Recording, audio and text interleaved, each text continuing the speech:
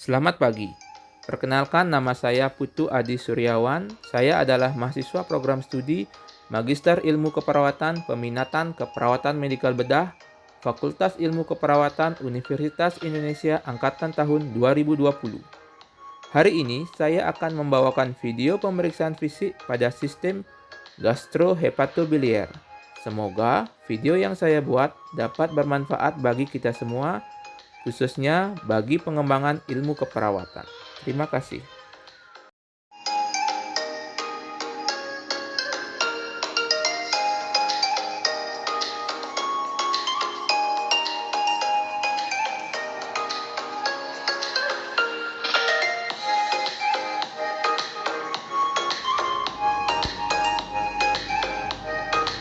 Selamat pagi, Pak. Perkenalkan, nama saya Adi. Saya perawat yang hari ini bertugas di sini. Dengan Bapak siapa saya? Pak Jana. Bapak Jana. Bapak Jana, hari ini saya akan melakukan pemeriksaan fisik pada perut Bapak. Tujuannya adalah untuk mengetahui kelainan pada perut Bapak. Nanti saya akan sedikit menekan-nekan dan menutup-menutup dan juga menggunakan stetoskop ini, Pak ya. Mungkin ada rasa sedikit tidak nyaman, Pak ya. Bagaimana? Bapak kira-kira setuju? Setuju ya. Kurang lebih tindakan ini memakan waktu 10 sampai dengan 15 menit. Sebelum saya mulai, saya izin cuci tangan dulu, Pak ya.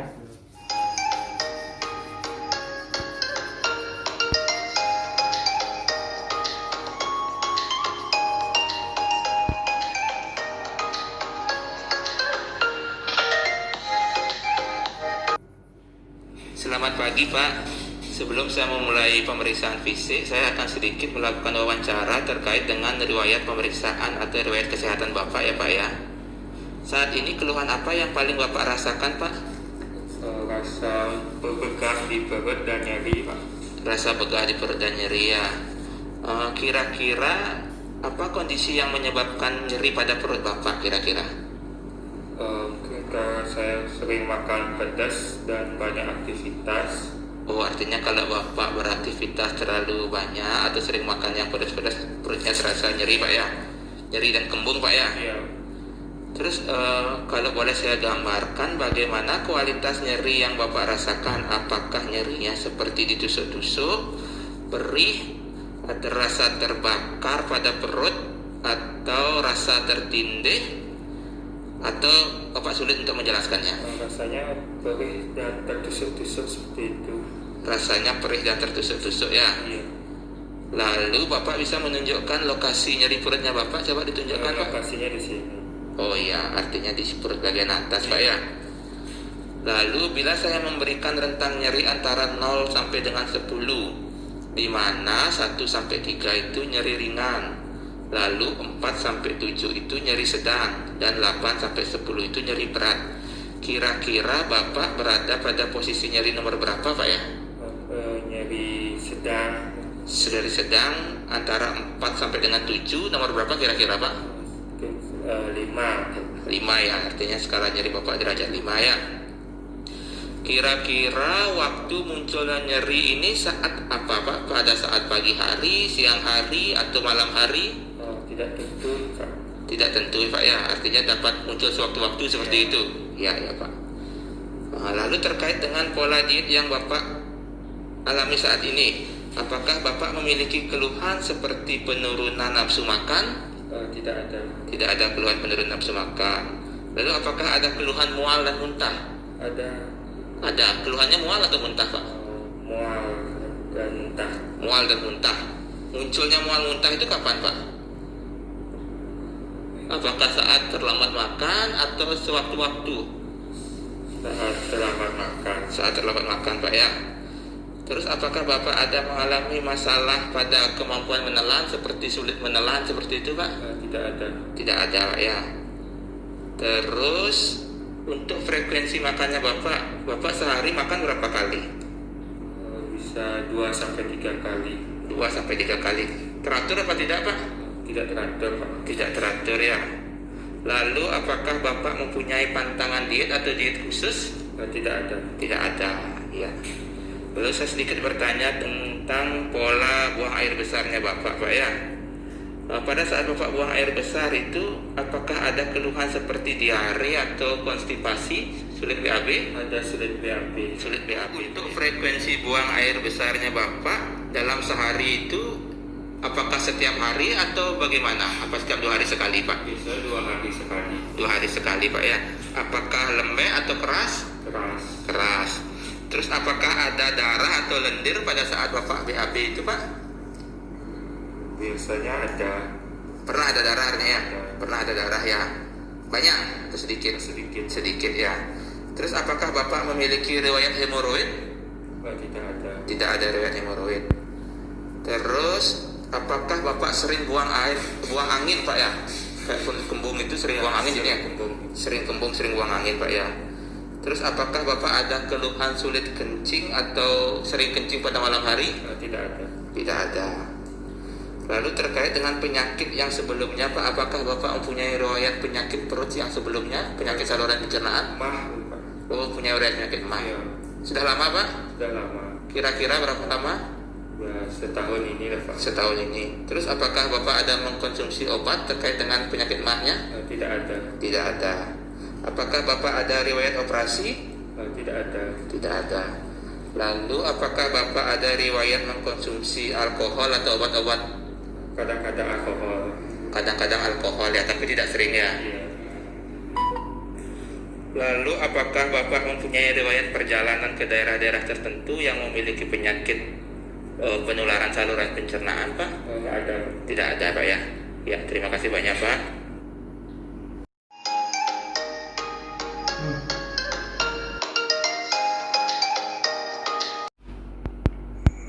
Lakukan inspeksi pada perut dengan melihat masing-masing 4 kuadran perut untuk melihat adanya kesimetrisan perut, lalu pigmentasi dan perubahan warna pada perut, lalu lihat dari batas kosta ke sifisis pubis,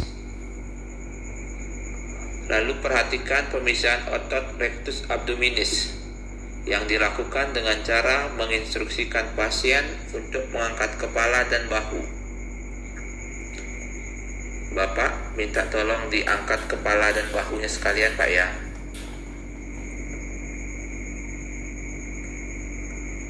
Setelah itu, perhatikan adanya guratan atau strie pada perut.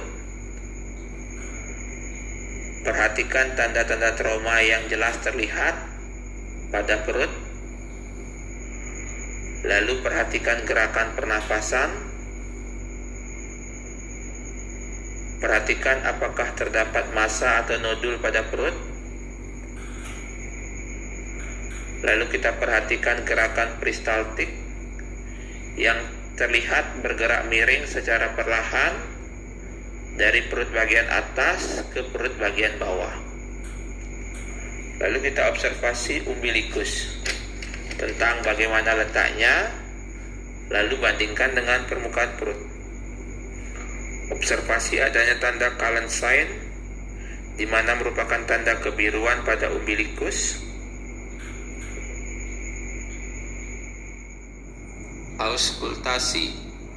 Lakukan auskultasi abdomen pada masing-masing 4 kuadrat perut untuk mendengarkan bising usus, lalu catat frekuensi, pitch dan juga kualitasnya, yang dilakukan dengan cara menempatkan diafragma stetoskop secara ringan pada dinding abdomen yang dimulai pada RL key, lalu dengarkan frekuensi bising usus. Dengarkan apakah terjadi peningkatan atau penurunan motilitas bising usus, di mana peningkatan bising usus dapat terjadi pada kasus diare atau obstruksi usus dini. Penurunan bising usus juga dapat terjadi pada ileus dan juga peritonitis. Dengarkan bising usus selama kurang lebih 20 detik.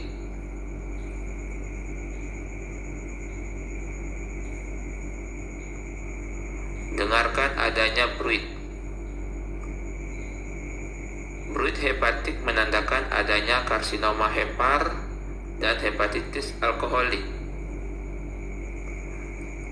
Bruit arterial menandakan adanya obstruksi parsial arteri aorta dan arteri renalis. Lalu dengarkan adanya Frentzen-Raab. Frentzen-Raab menandakan adanya tumor hati, infak limfe, atau inflamasi pada kapsul liver. Perkusi abdomen. Lakukan perkusi abdomen pada masing-masing 4 kuadran. Perhatikan intensitas, pitch, durasi, dan kualitas. Perkusi dimulai pada RL key, bergerak ke atas, kemudian ke LU key, dan turun ke LL key. Lakukan perkusi untuk mengetahui batas-batas organ pada abdomen seperti hati, limfe, dan juga lambung. Secara normal, perkusi pada abdomen akan terdengar timpani. Bila kita mendengar ada yang redup, itu menandakan suatu pemadatan. Mungkin juga terdapat massa pada abdomen.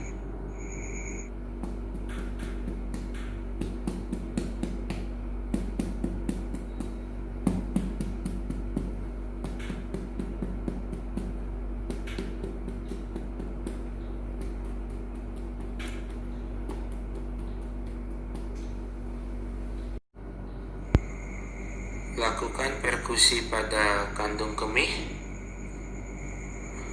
di mana perkusi dilakukan ke atas dari simfisis pubis ke umbilikus. Perkusi pada kandung kemih biasanya terdengar peka, namun bila terdapat massa pada daerah di bawah umbilikus, suara dari perkusi juga dapat terdengar peka.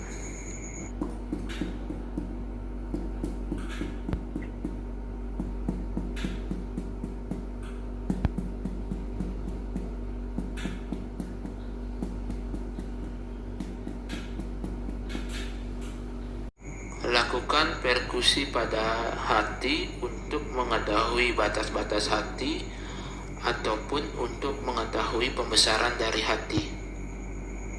Hati berada pada daerah hipokondrium kanan. Apabila dia membesar, mungkin dapat membesar ke arah umbilikal kanan. Lakukan perkusi pada linea midclavicularis kanan. Mulailah setinggi bawah umbilikus, area timpani, lalu bergerak ke arah atas, ke arah hepar, ke area peka di pinggir bawah hepar.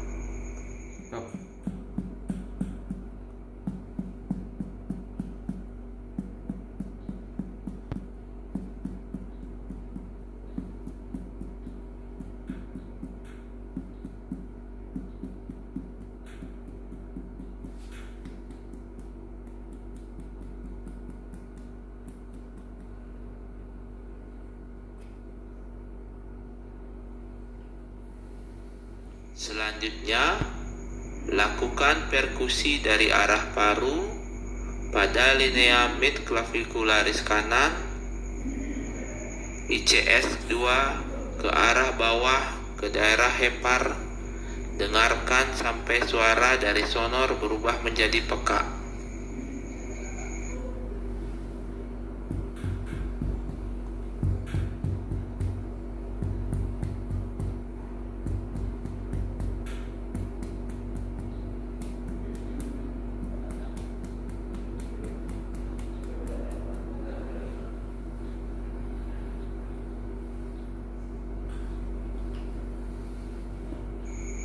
Batas paru hepar adalah di ICS ke-4 sampai dengan ICS ke-6. Batas tumpul hepar adalah 6 sampai 12 cm pada garis midclavicularis kanan dan 4 sampai 8 cm pada garis midsternal. Hepar dinilai membesar apabila garis pinggir atas hepar di atas ruang interkostalis 5 dan 1 cm di atas arcus costalis, atau panjang pekak hepar lebih dari 6 sampai dengan 12 cm dan lobus kiri hepar 2 cm di bawah processus sipoideus. Melakukan perkusi pada limfe dengan cara melakukan perkusi pada ruang interkostalis yang terakhir pada linea aksilaris anterior kiri. Ruangan ini biasanya terdengar timpani. Lalu anjurkan pasien untuk menarik nafas dalam dan lakukan perkusi lagi.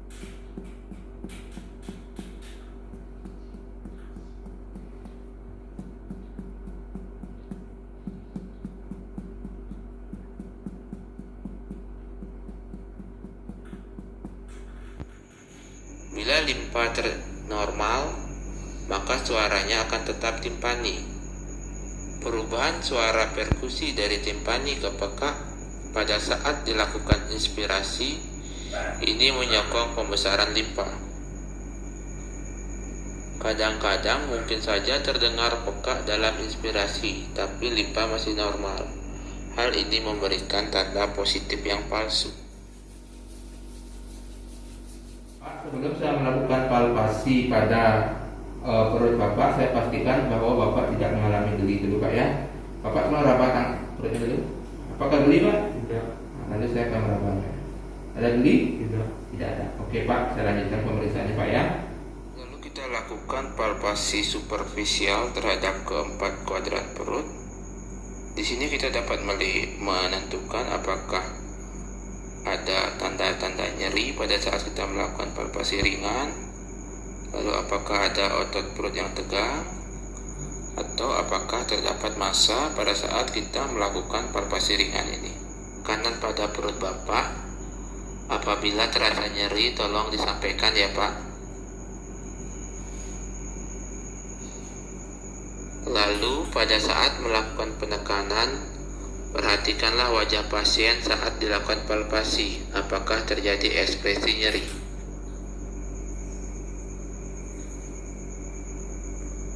Palpasi dapat dilakukan dengan dua cara, yaitu palpasi ringan dengan kedalaman 2-3 cm dengan menggunakan ujung-ujung jari untuk menekan perut.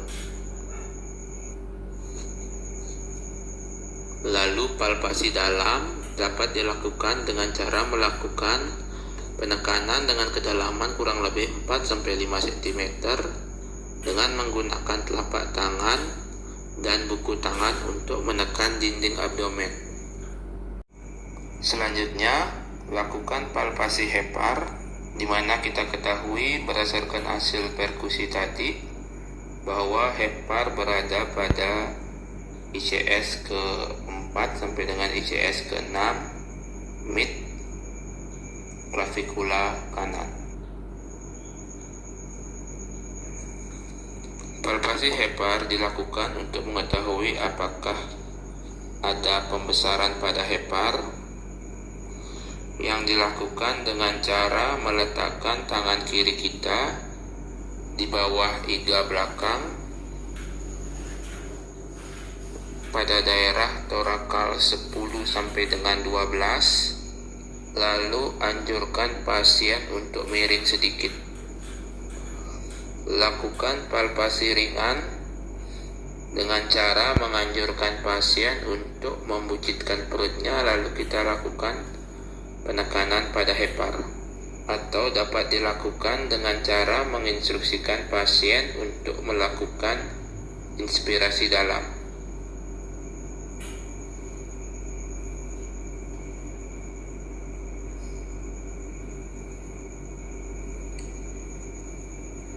Lalu bagaimana caranya untuk melakukan penilaian terhadap pembesaran hati dari hasil palpasi ini? Tarik garis dari processus sipoideus menuju umbilikal.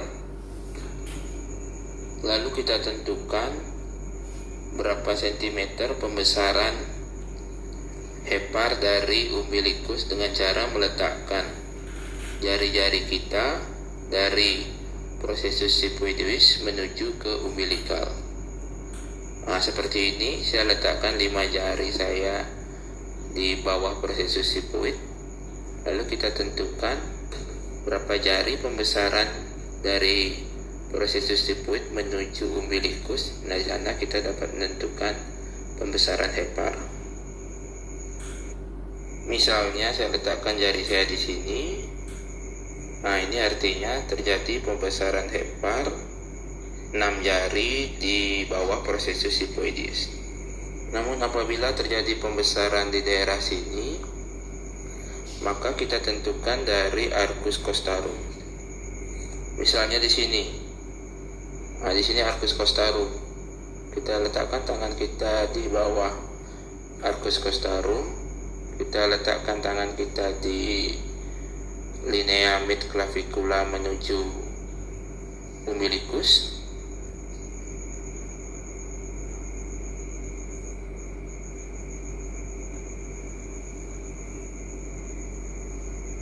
Misalnya pembesaran di sini di bawah arcus costarum, misalnya tangan saya 2 jari. Nah, jadi laporannya pembesaran hati 2 jari di bawah arcus costarum. Selain mengetahui pembesaran hepar, kita juga lakukan palpasi untuk mengetahui permukaan hati itu sendiri. Apakah permukaannya rata ataukah berbenjol. Lalu pada saat kita memiringkan pasien tadi, kita nilai apakah ujung hepar itu tumpul atau tajam dengan melakukan palpasi seperti memiringkan pasien tadi. Lalu kita raba untuk menilai konsistensinya, apakah hepar itu konsistensinya keras seperti kita meraba lutut, atau apakah lunak atau teraba kenyal. Ini kita menilai konsistensi dari hepar. Lalu apakah ada terasa nyeri pada saat kita melakukan palpasi hepar, sambil kita lihat ekspresi pasien. Selanjutnya kita lakukan palpasi limpa.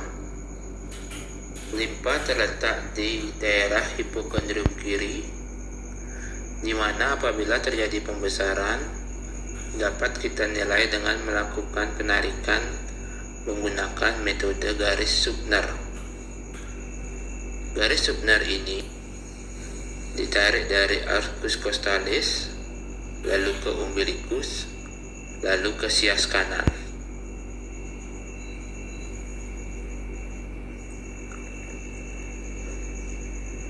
Garis Subner ini terdiri dari garis Subner 0 sampai dengan Subner 8. Garis Subner 0 berada di arcus costarum. Ini garis Subner kita singkat dengan S, terdiri dari S0 sampai dengan S8. Di mana dari arcus costarum ke umbilikus itu S0 sampai dengan S4. Lalu dari umbilikal ke sias kanan kita bagi dari S4 sampai dengan S8. Pemeriksaan fisik limpa dilakukan dengan cara meletakkan tangan kanan pasien di bawah di sias kanan, sementara tangan kiri pemeriksa diletakkan di bawah di iga kiri pasien, iga belakang. Kurang lebih pada iga 11 dan 12, dengan cara pasien sedikit dimiringkan ke arah pemeriksa. Kita lakukan pemeriksaan dengan melakukan penekanan dengan menggunakan ujung-ujung jari abdomen. Pasien kita minta untuk melakukan inspirasi, terus kita tekan.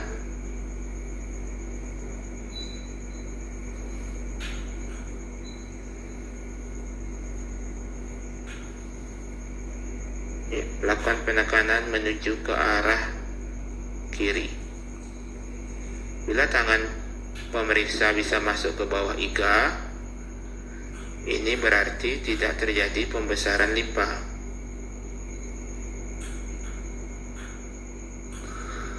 Namun bila seandainya ada pembesaran limpa, maka tangan kita tidak bisa masuk ke iga.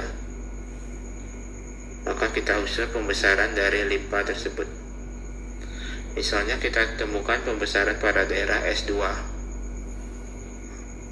Kita lakukan palpasi daerah limpa tersebut, lalu kita cari incisura minalis.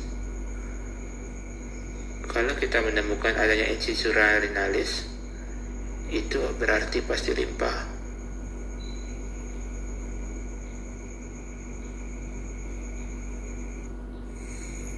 Kita anjurkan pasien untuk menarik nafas.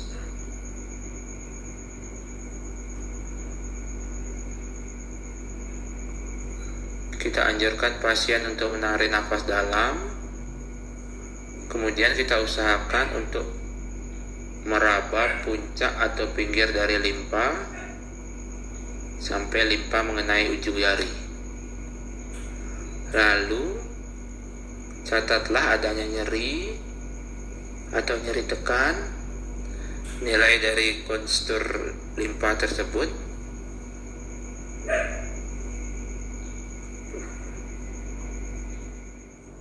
Letakkan tangan kiri pemeriksa di bawah arkus costarum kiri pasien, lalu dorong dan tekan ke arah depan. Dengan tangan kanan di bawah pinggir kosta, tekan ke arah limpe. Lalu mulailah palpasi pada posisi limpe yang membesar. Minta pasien untuk menarik nafas dalam, kemudian usahakanlah untuk meraba puncak dan pinggir dari limpa, karena limpa turun akan mengenai ujung jari. Catatlah adanya nyeri tekan, lalu nilai kontur dari limpa tersebut, serta ukur jarak antara titik terendah limpa dengan pinggir kosta kiri.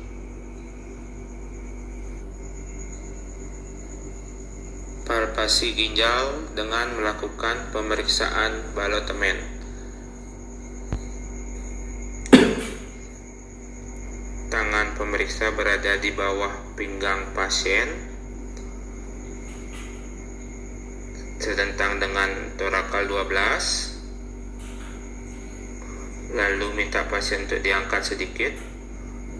Lalu tangan kanan kita berada di atas abdomen pasien, daerah ginjal. Lalu kita lakukan penekanan dengan menggunakan tangan kanan, lalu tangan yang kiri mendorong ke atas. Kita lakukan seperti ini. Apabila kita meraba adanya lentingan dari suatu benda ke tangan yang di belakang, atau sebaliknya tangan yang di belakang kita dorong ke atas, tangan kanan kita merasakan ada lentingan dari suatu benda, itu namanya balotemen positif. Secara normal ginjal tidak teraba saat dilakukan palpasi. Selanjutnya kita mengkaji adanya asites. Pengkajian asites dapat dilakukan dengan pemeriksaan shifting dullness. Pemeriksaan shifting dullness dilakukan untuk jumlah cairan asites yang ringan sampai dengan sedang. Sedangkan bila jumlah cairan asitesnya banyak, kita dapat dilakukan dengan pemeriksaan undulasi atau bola teman. Shifting dullness artinya pemeriksaan untuk mengkaji area pekak yang berpindah dengan cara melakukan perkusi mulai dari puncak abdomen ke lateral. Kita lakukan perkusi. Biasanya daerah puncak abdomen biasanya timpani. Kemudian kita terus ke lateral, ketemu daerah yang redup atau pekak. Daerah tersebut kita tandai dengan tangan kita. dengan jari pemeriksa, lalu pasien diminta miring ke sisi kiri atau sisi yang berlawanan dengan pemeriksa. Silahkan miring ke kiri, Pak. Sekitar 45 derajat. Lalu tangan kita tadi tidak boleh lepas dari dinding perut pasien. Lalu kita lakukan perkusi lagi. Ketika kita lakukan perkusi yang tadinya peka atau redup akan menjadi timpani. Nah, itu berarti shifting dullness positif. Bisa juga sebaliknya. Dari puncak abdomen kita lakukan perkusi ke lateral, ke sisi yang berlawanan, ke daerah kiri pasien. Lalu kita instruksikan pasien miring ke arah pemeriksa atau ke arah kanan. Kemudian tangan kita tetap tidak boleh lepas dari dinding abdomen pasien.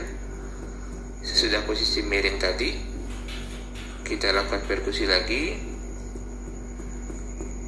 Apabila tadi daerah redup tadi menjadi timpani, itu juga artinya shifting dullness-nya positif. Artinya bila shifting dullness positif, berarti pasien ini di dalam rongga abdomennya terdapat asites atau cairan bebas. Selanjutnya kita akan melakukan pemeriksaan undulasi atau bola teman, di mana pemeriksaan ini kita harus membutuhkan orang lain untuk membantu karena pemeriksaan ini tidak bisa kita lakukan sendiri. Di sini kita lakukan tangan pemeriksa diletakkan pada bagian lateral tubuh pasien atau abdomen pasien atau daerah lumbal kiri dan kanan.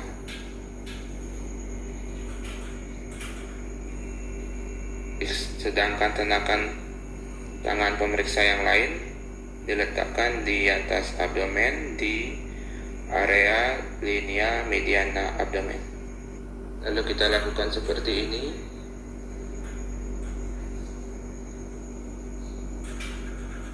Tangan pemeriksa melakukan pendorongan ke sisi pemeriksa. Ketika kita melakukan pendorongan, cairan ini akan seperti bergelombang. Lalu rambatan gelombang tersebut akan terasa pada tangan pemeriksa yang kiri atau sebaliknya.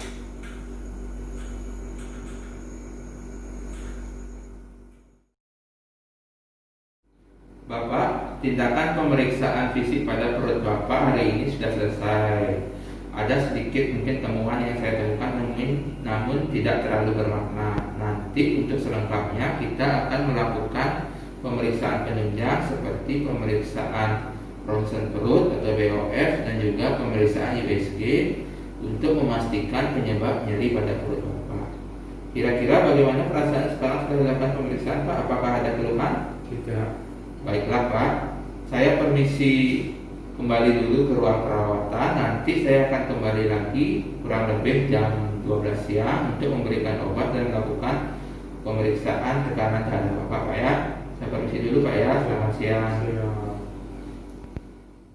Setelah kita melakukan pemeriksaan fisik pada pasien tadi, kita rapikan alat-alat, lalu kita melakukan cuci tangan dengan